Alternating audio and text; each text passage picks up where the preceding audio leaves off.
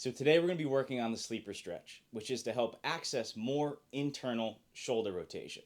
In terms of setup, all you need is a yoga block or a pillow, and that's just to rest your head. Let's get started. I'm going to lay on my right side. We have a couple checkpoints here. One, you want to be able to rest your head. Two, we need our shoulders aligned, and then you can lean back a little bit. And then three, have your legs in front of you or just bend your knees. That's just to keep you balanced. If we have the legs straight, you may lose stability. From here, you're going to bring your elbow up to a 90-degree angle and then manually internally rotate. I'm going to review that one more time, and I'm going to start our timer as well.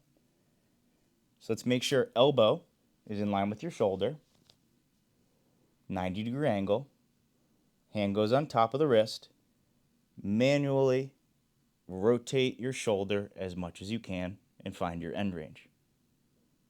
Now this is where the timer really starts because we want to hold this position for at least 2 minutes. And just know, if you have a really stiff shoulder, you may need to do this passive stretch for a longer protocol. As we sink into this stretch, you're going to feel sensation in your rotator cuff. That's exactly where I want it.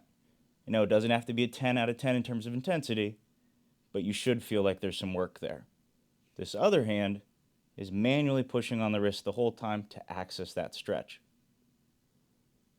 As we get further into the set, you'll notice this hand and wrist get a little bit closer to the ground, which means we've gained a little bit more internal rotation.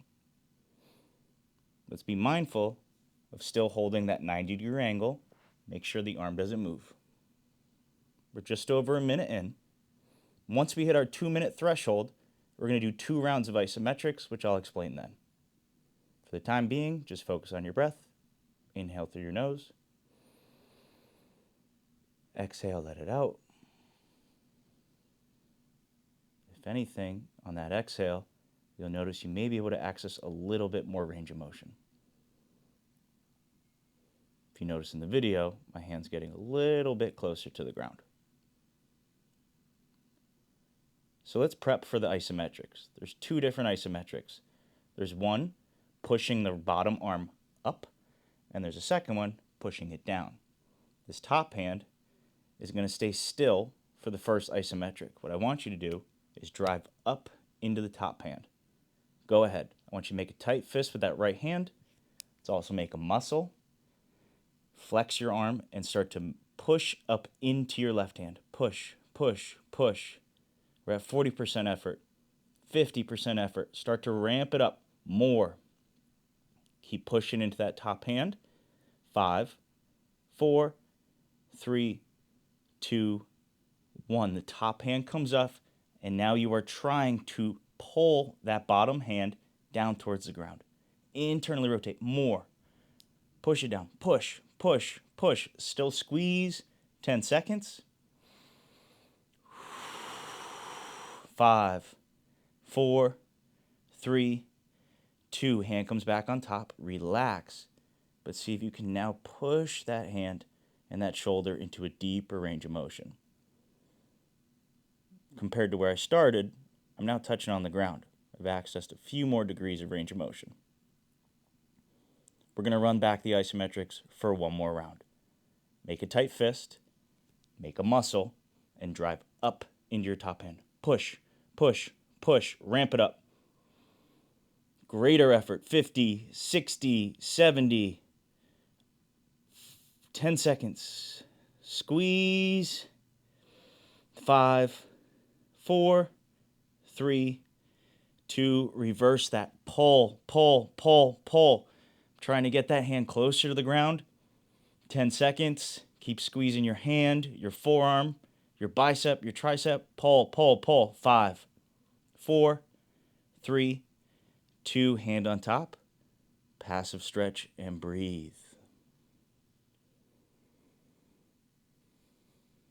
So in 10 seconds, we're going to come out of this. But you don't just jump up. You want to be mindful of coming out of the position because it's a little bit vulnerable. So to get out of this, take your hand, grab onto the wrist, manually pull it out of position. And just to close off this series, we're going to do some axial rotations for 5 reps. Maintain that 90-degree angle Keep your right elbow in line with your shoulder. Internally rotate, hold. Externally rotate, hold. That's 2. 3 more.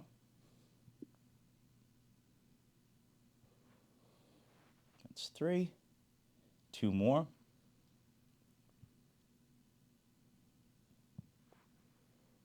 4.